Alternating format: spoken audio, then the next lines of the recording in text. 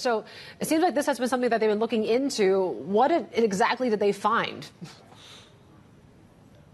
Yvonne, what we now know is that for much of last year, SVB just did not have a chief risk officer. We know that its troubles stem from the fact that it mismanaged bond portfolios in a rising rate environment, and it looks like there was no chief risk officer to helm the process of assessing how much risk the bank was actually taking on.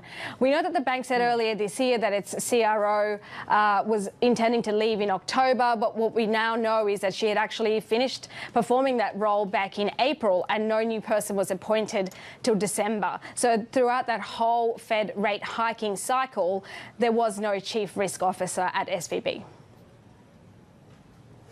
Meanwhile, Nabila, it turns out that Signature Bank was facing a criminal probe before its collapse.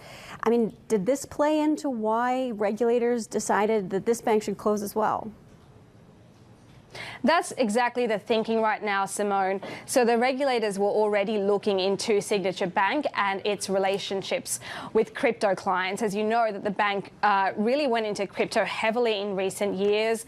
And what regulators were looking at was, did they actually have the due processes, and did they take enough care to vet those clients and their potential relationships with money laundering as well? So that was something that regulators were already looking at before the FDIC took that bank into receivership on Sunday. And it's been interesting, right? One big winner from all this has been Bank of America, Nabila, and they're kind of reaping the benefits of this collapse of SVB. That's right, Yvonne. As with any crisis, there will be your losers, and there are these big winners who are there at the right time.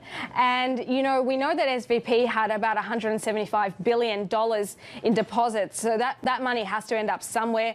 Bank of America emerging as one of the big winners in early days. In just a few days, they've racked up $15 billion of deposits, which is a big number given that they were down $8 billion in the last quarter.